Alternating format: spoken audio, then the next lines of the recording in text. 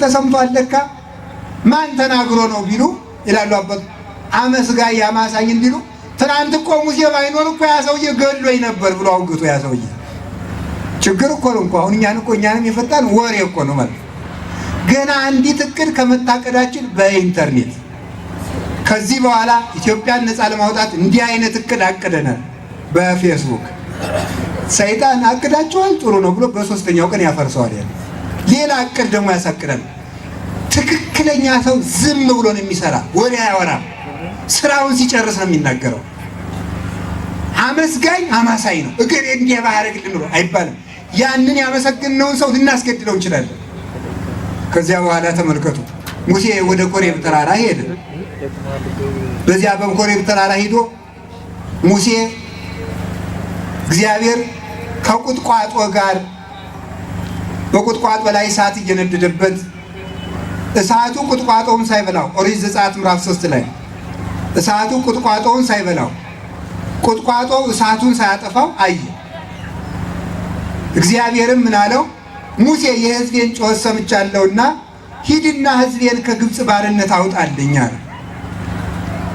ምን ይዤን እምሄዳለሁ? ማን ላከኝ ብዬ ልሄድ?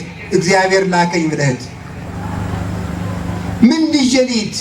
ምን ትውስተ እዴከ በእጅ ምን ይዘሃል አለው። ኦሪት ዘጸአት ምዕራፍ 4 ላይ ሙሴ በእጅ ምን ይዘሃል አለው። እንጨት አለ። እሷን በትር ይዘህ ሄዳል።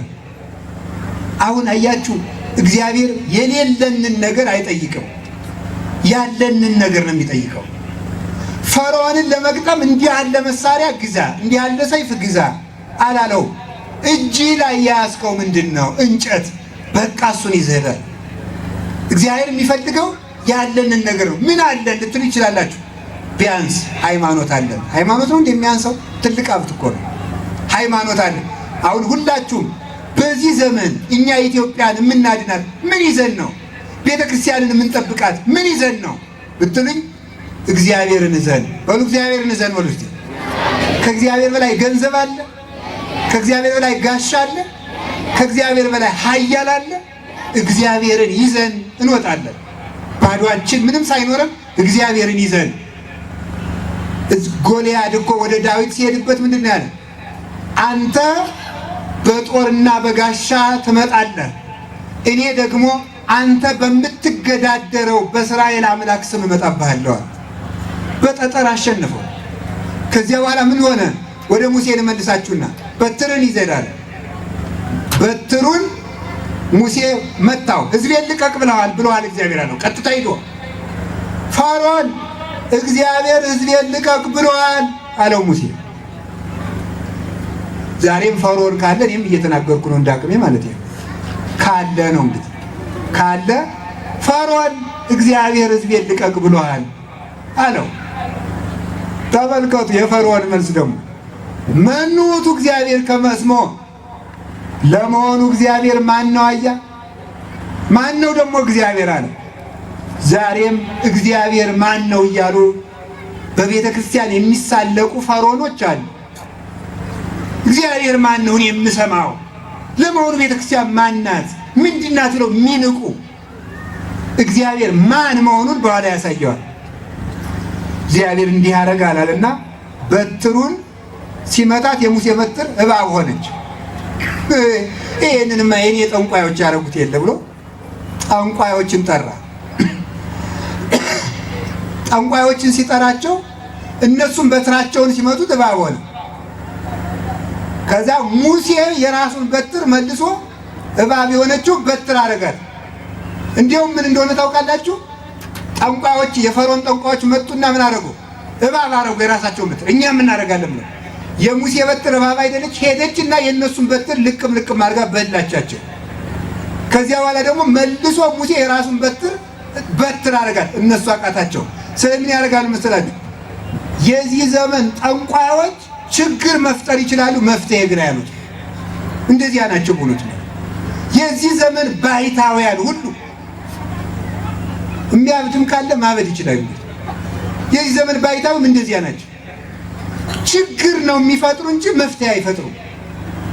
ምን አይነት ችግር ነው የሚፈጥሩ?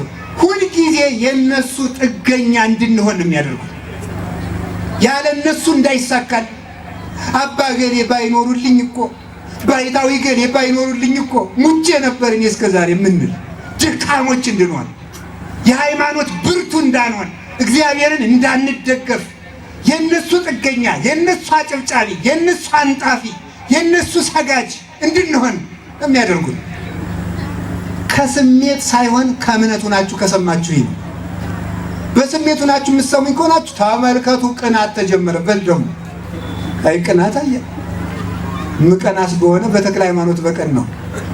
በአቡነ ገብረ መንፈስ ቅዱስ አልቀናም እንዴ? ከሆነ በዮሐንስ አፈወርቅ በቄርሎስ አልቀናም እንዴ?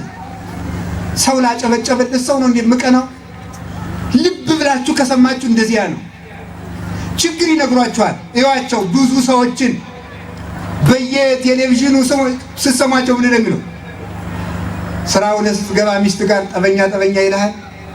አዎ ገንዘብ አልበረከትልህ ብሏል። አዎ ቢሮ ውስጥ ከባልደረቦች ጋር ትጣላል። አዎ ችግር ነው የሚዘረዝሩት ማለት ደግሞ የሁላችሁ ተመልከቱ። በደንብ ስሙኝ። እማምላክን የሰይጣንን ተንኮል እንዴት እንደሆነ ማወቅ አለባችሁ። ሰይጣን ምን እንደሚያደርግ ታውቃላችሁ? አንተ ሰይጣን ውጣው እያለሁ ሲለው ምን ያደርጋል መሰለህ? ይወጣል። ምንም ችግር የለበትም። ሰይጣን ወደ ባሰ ችግር እየወሰደው እንደሆነ ስለሚያውቅ ማለት ነው። ጥሎት ይወጣና ከዚያ ምንድን ነው መሰላችሁ የሚያደርገው? ሲወጣ ምን ያደርጋል? እሰይ እግል ያዳነኝ ይላል። በሌላ ቀን ኩላሊቱን ለቀም፣ መልሶ ደግሞ እዚያ ወገሌ፣ መልሶ ደግሞ ጨጓራውን ለቀም። እዩልኝ፣ ሰው የተከተሉ ሰዎች ምን ጊዜም የእነዚያ ሰዎች ጥገኛ ናቸው። በእግዚአብሔር ግን ነፃነት እንጂ ባርነት የለም ሁልጊዜ ማለት ነው። ይህንን የሚያደርጉት በነገራችሁ ላይ የእግዚአብሔር ቤተሰቦች ሰይጣን ችግር ማወቅ ይችላል፣ መፍትሄ ማወቅ አይችልም። ይሄ ከእግዚአብሔር ተፈቅዶለታል። ሰው ኃጢአት ሲሰራና ሲቀፋ እግዚአብሔር ለሕዝቡ መቅሰፍት ሲያዝዝ ሰይጣን መስማት ይችላል፣ ተፈቅዶለታል። ይሄ ለምሳሌ እኔ ኃጢአት ስሰራ አባ ገብረ ኪዳንን ማክሰኞ ግደሉት ቢል እግዚአብሔር ሰይጣን ይሰማል። ከዛ ያን ደግሞ ለጠንቋዩ ይገልጥለታል። እዚያ ጠንቋዩ መጣና አባ ቤት ማክሰኞ ፍራ ይለኛል። ኋላ ተመልከቱ ምን ያደርጋል ምስል ማዳን ግን አይችልም። ከዚያ ተመልከቱ እነ ሚካኤል ለገብርኤል ይገባና ኧረ አባን እባክህ አታጥፈው ዕድሜ ለንስሐ ስጠው ይላል ሲሉ እኔ ዘዋላ ሐሙስም ሳልሞት እንግዲህ በ10 መቅሰፍት ሁሉ ገሰጸው አልሰማም። 10ኛው መቅሰፍት ግን እግዚአብሔር መጨረሻ ላይ የሚሰማው ሲያጣ ምን ያደረገ? አይ ዝንብ ሲመጣ እናንተ እኔ ራሱ እዚህ ውስጥ የተሰበሰብነው እናንተንም እኔንም ጨምሮ ግብፃውያንን የምንመስል ይመስለኛል። ለምሳሌ ምን ያደርጋል? እግዚአብሔር ለፈርዖን ቅማል ያመጣበታል።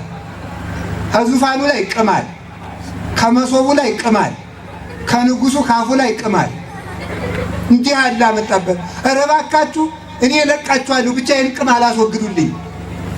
ቅማሉ ሄደ።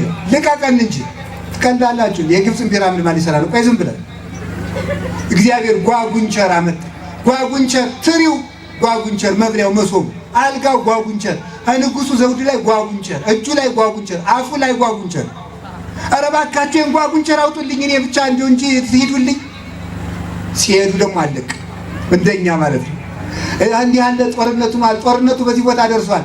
እግዚኦ እንበል መልሰን ንግባይኪ ሀበጥንተ ኃጢአት ነው የኛ ነገር ማለት ነው።